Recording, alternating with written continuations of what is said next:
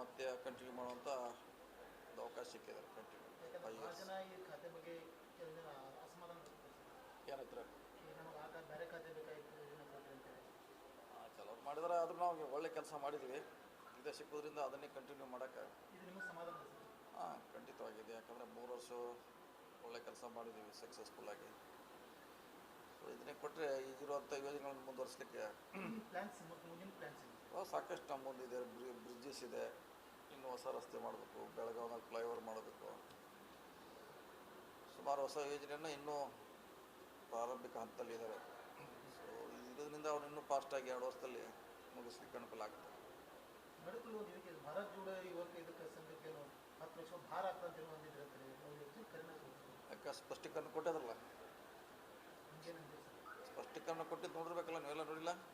ನೋಡಿಲ್ಲ, ಸ್ಪಷ್ಟೀಕರಣ ಕೊಟ್ಟಿದ್ದೆ ಅದ್ರ ಬಗ್ಗೆ. 4 ಲಕ್ಷ ಕೋಟಿದಲ್ಲಿ 1,000 ಹೆಚ್ಚಾಗಲ್ಲ ಅಂತ ನಾ ಹೇಳಿದ್ದೆ. ಅವ್ರು ಹೆಂಗೆ ಅದನ್ನು ತಿಳ್ಕೊಂಡು ಬರೋದು ನನಗೆ ಗೊತ್ತಿಲ್ಲ. ನಮ್ಮ ಬಜೆಟ್ ಇರೋದು 4 ಲಕ್ಷ ಕೋಟಿ, ನಾವು ಈಗ ಕೊಟ್ಟದ್ದು ಅದಕ್ಕೆ 1,000 ಕೋಟಿ. ಅದೇನು ದೊಡ್ಡದು ಆಗೋಲ್ಲ ಅಂತ ನಾ ಹೇಳಿದ್ದೆ. ಅದನ್ನೇ ಅವ್ರಿಗೆ ಅಲ್ಲಿ ಅದನ್ನೇ ಕ್ಯಾರಿ ಮಾಡಿದ್ರೆ ಗೊತ್ತಿಲ್ಲ ಅಷ್ಟೇ. ಅದಕ್ಕೆ ಸ್ಪಷ್ಟೀಕರಣ ಕೊಟ್ಟಿದ್ದೀವಿ. ಆ ರೀತಿ ನಾವೆಲ್ಲಿ ಹೇಳಿಲ್ಲ, ನಮಗೆ ಹೊರೆ ಕೂಡ ಆಗಲ್ಲ ಅಂತ ಹೇಳಿದ್ದೀವಿ. ಬೆಳಗಾವಿ ಜಿಲ್ಲೆ ದೊಡ್ಡ ಜಿಲ್ಲೆ, ಬೆಳಗಾವಿ ಜಿಲ್ಲೆ ದೊಡ್ಡ ಜಿಲ್ಲೆ ಸರ್. ಬರೀ ಒಬ್ಬರೇ ಮಂತ್ರಿ ಕೊಡ್ತಾರೆ. ಹಿಂದೆ 3 ಜನ ಇದ್ರು ಕೊಡ್ತಾರೆ. ಇನ್ನೂ 2ನೇ ಹಂತಕ್ಕೆ ಮಾಡ್ತಾರಲ್ಲ, 2ನೇ ಹಂತ ಬೇಗ ಮಾಡ್ತಾರೆ. 2ನೇ ಹಂತ ಖಂಡಿತ ಬಂದೇ ಬರ್ತೀವಿ. ಇನ್ನೂ ಎಷ್ಟು ಬರ್ಬೋದು ಸರ್? ಕನಿಷ್ಠ 1 ಹಂತಕ್ಕೆ ಕೊಡ್ತಾರೆ, ಕೊಡಲೇಬೇಕು.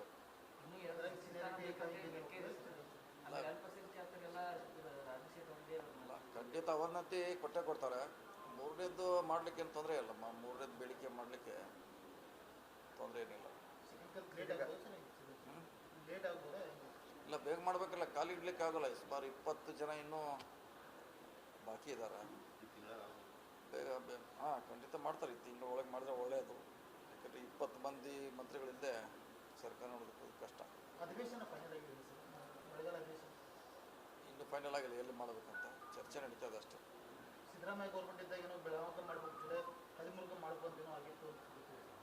ಅವಾಗ ಚರ್ಚೆ ನಡೀತಾ. ಈಗ ಹೊಸ ಮುಖ್ಯಮಂತ್ರಿ ಬಂದಾರ, ಇವ್ರು ಏನು ನಿರ್ಧಾರ ಮಾಡಕ್ಕೆ ನೋಡೋಕ್ಕಿಲ್ಲ. ಪೂರ್ಣ ಖಾತೆ ಮಂತ್ರಿ ಎಲ್ಲರಿಗೂ ವಿಸ್ತರಣೆ ಆಗುವವರೆಗೆ ಮಾಡ್ಲಿಕ್ಕೆ ಬರಂಗಿಲ್ಲ. ಅಷ್ಟಾಗಿ ಮಾಡ್ತಾರಲ್ಲ, ಈ ತಿಂಗಳಲ್ಲೇ ಮಾಡ್ತಾರೆ. ಅದು ಅಧಿವೇಶನ ಆಗೋದು ಜುಲೈ. ಇನ್ನೂ ಟೈಮ್ ಇದೆಯಲ್ಲ, ಅದಕ್ಕೆ ಟೈಮ್ ಇದೆ ಭಾಳಷ್ಟು. ಈ ತಿಂಗಳು ಬಾಕಿ ಎಲ್ಲ ಮಂತ್ರಿ ಖಾತೆ ಮಾಡಲೇಬೇಕು. ಯಾಕಂದರೆ ಇಷ್ಟು ದೊಡ್ಡ ಸಚಿವ ಸಂಪುಟ ಖಾಲಿ ಇಡ್ಲಿಕ್ಕೆ ಆಗೋಲ್ಲ. ಈಗ ಪಕ್ಷದ ಸಂಘಟನೆ ದೃಷ್ಟಿಯಿಂದ ಕಾರ್ಯಕರ್ತರದೊಂದು ಅಭಿಲಾಷೆ ಇತ್ತು, ನಿಮಗೆ ಸಚಿವ ಸ್ಥಾನದ ಜೊತೆ KPCC ಜವಾಬ್ದಾರಿನೂ ಕೊಡ್ತಾರೆ. ಆ ಲಾಸ್ಟ್ ಮೂಮೆಂಟ್ವರೆಗೂ ಇತ್ತು. ಏನು ಕೊನೆಗಳಿಗೆಯಲ್ಲಿ ಏನು ಯಾಕೆ ಚೇಂಜ್ ಆಯಿತು? ಏನಿಲ್ಲ, ಅದು ಪಕ್ಷದ ಪಾಲಿಸಿ ಅದು. ಒಬ್ಬರಿಗೆ ಒಂದೇ ಹುದ್ದೆ, ಸೊ ಅದರಲ್ಲಿ ಅದು ಒಂದೇ ಆಯ್ಕೆ ಮಾಡುವಂಥ ಪ್ರಯತ್ನ ಆಯಿತು ಅಷ್ಟೇ. DK ಶಿವಕುಮಾರ್ ಇದ್ದಾಗ ಅವ್ರಿಗೂ 2 ಹೆಸರು, ಅಂದರೆ ಒಬ್ಬರಿಗೊಂದು ಆ ಸೈಡ್ ಭಾಗದೊಂದು ಈ ಸೈಡ್ ಭಾಗ ಇರ್ಬೋದು. ಆವಾಗ ಅದು ಇನ್ನೂ ಆ ಬಗ್ಗೆ ನಿರ್ಧಾರ ಮಾಡಲಿಕ್ಕಿಲ್ಲ. 1 ಮ್ಯಾನ್ 1 ಪೋಸ್ಟ್ ಅದು ಬಹುಶಃ ಈಗ ಮಾಡಿದ್ದಾರೆ. ಈಗ ಒಂದು ಜಾರಿಯಲ್ಲಿದೆ, ಸೊ ಅದನ್ನು ಒಪ್ಕೊಳ್ಳೇಬೇಕಷ್ಟೆ. ಸರ್, ಈಗ ದಾವಣಗೆರೆ ಎಲೆಕ್ಷನ್ ಮುಂದಿಟ್ಕೊಂಡು ಫಲಿತಾಂಶಕ್ಕೆ ಬರೋ ಮುಂಚೆನೇ ಜಬ್ಬಾರ್ ಖಾನ್ ಅವರನ್ನು ಸಸ್ಪೆಂಡ್ ಮಾಡಿದ್ದಾರೆ. ಆಮೇಲೆ ಈಗ Zameer Ahmed mass leader Muslim ಸಮಾಜದ್ದು, ಅವರನ್ನೇ ಕೂಡ ದೂರಿಟ್ಟಿದ್ರಿ. ಯಾಕೆ ಮುಸ್ಲಿಮರಿಗೆ ಇತ್ತೀಚೆಗೆ ಕಾಂಗ್ರೆಸ್ ಡೋಂಟ್ ಕೇರ್ ಮಾಡ್ತಾ ಇದೆ ಅನ್ನುವಂಥದ್ದು ಆರೋಪ ಕೇಳಿ ಬರ್ತಾ ಇದೆಯಾ? ಇಲ್ಲ, ಹಾಗೇನಿಲ್ಲ, ಹಾಗೇನು ಡೋಂಟ್ ಕೇರ್ ಏನು ಮಾಡ್ತಾ ಇಲ್ಲ. ನಾವು ಅವ್ರ ಬಗ್ಗೆ ಈಗಾಗಲೇ ಮಾತಾಡಿದ್ವಿ. ವರಿಷ್ಠ ಗಮನಕ್ಕೂ ಇದೆ ಅದು ವಿಚಾರ. ಅವ್ರು ಸರಿಯಾದ ತೀರ್ಮಾನ ತಗೊಳ್ತಾರೆ. ಮುಸ್ಲಿಮರಿಗೆ ಅನ್ಯಾಯ ಆಗಿದಂಗೆ ನೋಡ್ಕೋತಾರೆ ಪಕ್ಷ. ಗೊತ್ತಿಲ್ಲ ಎದಕ್ಕೆ ಆಯ್ತಾರೆ ನೋಡ್ರಿ, ಅದ್ರ ಬಗ್ಗೆ ಗೊತ್ತಿಲ್ಲ. ಹೆಚ್ಚರಿಲ್ಲ, ಇದನ್ನೇ ಮಾಡ್ತಕ್ಕೆ ಇಲ್ಲೇ ಕೆಲಸ ಸಾಕಷ್ಟಿದೆ, ಭಾಳ ಇದೆ. ಇದನ್ನೇ ಮಾಡ್ಲಿಕ್ಕೆ ಟೈಮ್ ಬೇಕು. ಅದು ತೀರ್ಮಾನ ಹೈಕಮಾಂಡ್ ಮಾಡಬೇಕಲ್ಲ, ನಾವು ಮಾಡ್ಲಿಕ್ಕೆ ಆಗಲ್ಲ. ಬಂದಿದ್ದಾರೆ, ಹೇಳಿದ್ದಾರೆ, ನನಗೂ ಭಾಳ ಚೆನ್ನಾಗಿ ಭೇಟಿಯಾಗಿ ಹೇಳಿದ್ದಾರೆ. ಅದು ಹೈಕಮಾಂಡ್ ಡಿಸಿಷನ್ ಅಷ್ಟೇ. ಉತ್ತರ ಕರ್ನಾಟಕದಲ್ಲಿ ಒಬ್ಬೇ ಮುಸ್ಲಿಂ ಸಮಾಜ ಅವಕಾಶ ಇದೆ. ಯಾಕಂದ್ರೆ ಬೆಳಗಾವಿ ಸಿಟಿಗೆ ಇಲ್ಲಿವರೆಗೂ ಆಗಿ ಕೊಡ್ಲಿಕ್ಕಾಗಲ್ಲ, ಕಾನ್ಸ್ಟಿಟ್ಯೂನ್ಸಿ ವೈಸ್ ಕೊಡ್ಲಿಕ್ಕಾಗಲ್ಲ. ಲೆಕ್ಕ ಟೋಟಲ್ ಅವ್ರಿಗೆ ಸಮುದಾಯ ಕೊಟ್ಟರೆ ಅಷ್ಟೇ ಲೆಕ್ಕ. ಇಲ್ಲ, ಅವ್ರು ಏನು ಹೇಳ್ತಾರೆ ಸರ್, ಪ್ರತಿ ಸಲನೂ ಮುಸ್ಲಿಂ ಕೋಟಾದಲ್ಲಿ ಕೊಡುವಾಗ ಬೆಂಗಳೂರು, ಮೈಸೂರು, ಗುಲ್ಬರ್ಗ, ಬೀದರ್ ಎಲ್ಲರಿಗೂ ಕೊಡ್ತಾರೆ, ಉತ್ತರ ಕರ್ನಾಟಕ ಜಿಲ್ಲೆಯವರು ಮುಸ್ಲಿಮರಲ್ವಾ ಅಂತ. ಮುಸ್ಲಿಂ ಕೋಟಾದಲ್ಲಿ ಕೊಡುವಾಗ ಬೆಳಗಾವಿ ಜಿಲ್ಲೆನೂ ಉತ್ತರ ಕರ್ನಾಟಕನೂ ಪರಿಗಣಿಸಬೇಕು ಅನ್ನೋಂಥದ್ದು ಅವ್ರ ವಾದ. ಬೇಡಿ ನೋಡೋಣ, ಅದು ಹೈಕಮಾಂಡ್ ಗಮನಿಸಿದೆ, ಅವರೇ ಮಾಡಬೇಕು. ಯಾವ ರೀತಿ ಲೆಕ್ಕಾಚಾರ ಮಾಡ್ತಾರೆ ನೋಡೋಣ, ಕಾದು ವೇಟ್ ಮಾಡೋಣ. ಯಾರು ಗೊತ್ತಿಲ್ಲ, ಇದು ನೋಡು ಮಂತ್ರಿ ಕೊಟ್ಟೇ ಕೊಡ್ತಾರೆ, ಯಾರಿಗೆ ಕೊಡ್ತಾರೆ ಅನ್ನೋದು ಅವ್ರಿಗೆ ಬಿಟ್ಟಿದ್ರು. ಸಿದ್ದರಾಮಯ್ಯ ಗರಡಿಯಲ್ಲಿದ್ದಂಥ ಅಶೋಕ್ ಪಟ್ಟಾಮಿ ದಿಢೀರ್ನೆ ನಿಮ್ಮ ಗರಡಿ ಒಳಗೆ ಬಂದುಬಿಟ್ಟಿದ್ದಾರೆ, ಶಿಫ್ಟ್ ಆಗಿದ್ದಾರೆ. ಏನು ಮರ್ಮ? ಏನಿಗೆಲ್ಲ ಮುಂಚೆಯಿಂದ ಒಂದೇ ದಿನ ನಾವೆಲ್ಲ ಅಲ್ಲಿ ಗರಡಿ ಇದ್ದರೆ ಅದು ರಾಜ್ಯದ ಗರಡಿ ಬೇರೆ, ಜಿಲ್ಲಾ ಗರಡಿ ಬೇರೆ, ಎರಡದಾವು. ಜಿಲ್ಲಾದಾಗ ಬಂದಾಗ ನಾವೆಲ್ಲ ಒಂದೇ ಇರ್ತೀವಿ. ಬೆಳಗಾವಿಯಲ್ಲಿ ಮತ್ತೊಂದು ಬಹುಕೋಟಿ ಪ್ರಕರಣ ಬಯಲು. ಯಾವುದ್ರಿ? ಆದಿತ್ಯ ಆದಿತ್ಯ ರಾಜ ಇದ್ರೆ ಮತ್ತೆ ತನಿಖೆ ಮಾಡ್ತಾರೆ. ಸೇಮ್ ಇದೆ, ಮೊನ್ನೆ ಆದಂಥ ಆ್ಯಕ್ಷನ್ ಸೇಮ್ ಆ್ಯಕ್ಷನ್ ಅಷ್ಟೇ ರೀ. ಮೊನ್ನೆ ಇವತ್ತು ಯಾರು ಕಂಪ್ಲೇಂಟ್ ಬಂದು ಕೊಡಬೇಕಲ್ಲ, ಕೊಟ್ಟರೆ ಆ್ಯಕ್ಷನ್ ತೊಗೊಳಕ್ಕೆ ಈಜಿ ಆಗುತ್ತಲ್ಲ. CID ಹೋಗಿದ್ದು ಸರ್, ಯಾವ ಜಲ್ದಿ ಮುಗಿಯಲ್ಲ ಅಂತ ಎಲ್ಲ CID ಕೊಡ್ತಾ ಇದ್ದಾರೆ ಸರ್. ಹೌದು, ಅದೇನು ಮಾಡ್ಲಿಕ್ಕೆ CID ಕೊಡ್ಬೇಕು. ಕಾನೂನಿದೆ. 5 ಕೋಟಿಗಿಂತ ಹೆಚ್ಚಿಗೆ ವ್ಯವಹಾರ ಆದರೆ CID ಕೊಡಬೇಕಂತ ರೂಲ್ ಇದೆ. ಯಾರು ದೂರು ಕೊಡಕ್ಕೆ ನೋಡೋಣ, ಸ್ಪೀಡಿ ಮಾಡ್ಲಿಕ್ಕೆ ಏನಾಗ್ತಿದ್ದು ನೋಡೋ, ಚೆಕ್ ಮಾಡೋದ್ರೆ ನೀವು ಹೇಳ್ದಂಗೆ ಬೇಗ ಮುಗಿಬೇಕು. ಬೇಗ ಮುಗಿದ್ರೆ ಅನುಕೂಲ ಆಗ್ತದೆ.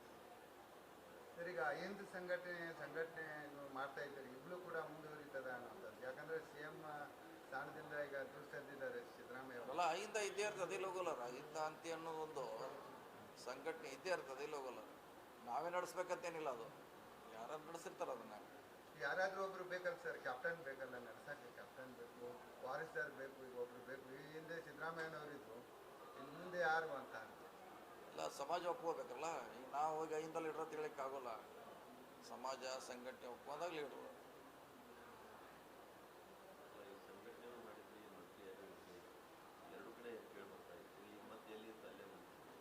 ಇಲ್ಲ, ಮಾಡ್ತಾರೆ. ಅದೇ ಸಂಘಟನೆ ಅದರದೇ ಆದಂಥ ಒಂದು ಸೆಟಪ್ ಇದೆ, ಆರ್ಗನೈಸೇಷನ್ ಇದೆ, ಅವ್ರು ಮಾಡ್ತಾರೆ. ನಾವು ಯಾವಾಗ ಬೇಕಾದಾಗ ಅದಕ್ಕೆ ಸಪೋರ್ಟ್ ಮಾಡ್ತೀವಿ ಅವಶ್ಯಕತೆಯಾಗ.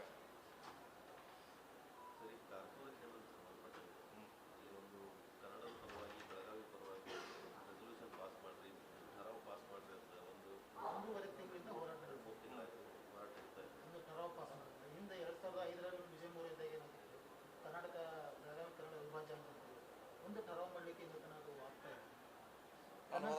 ಒಂದೂವರೆ ತಿಂಗಳಿಂದ ಹೋರಾಟ. ನಾಳೆ ಬೆಳಗ್ಗೆ ಬರ್ತೀನಿ, ಬಂದಾಗ DC ಅವ್ರ ಜೊತೆ ದಿವಸ RC ಅವ್ರಿಗೆ ಮನೆ ಪತ್ರನೂ ಕೊಡ್ತಾ ಇದ್ದಾರೆ ಕಮಿಷನ್. ಅವರು ಇನ್ನೂ ಏನೋ ಅಲ್ಲಿ ಆಗ್ತಾ ಇದೆ. ಯಾಕೆ ಅಷ್ಟೇನು ಭಯ ಅಂತ? ಕರ್ನಾಟಕ ನಮ್ಮದೇ, ಬೆಳಗಾವಿ ನಮ್ಮದು ಅಂತ ಹೇಳಿ ಏನು ಠರಾವ್ ಮಾಡಲಿಕ್ಕೆ ಏನು ಭಯ?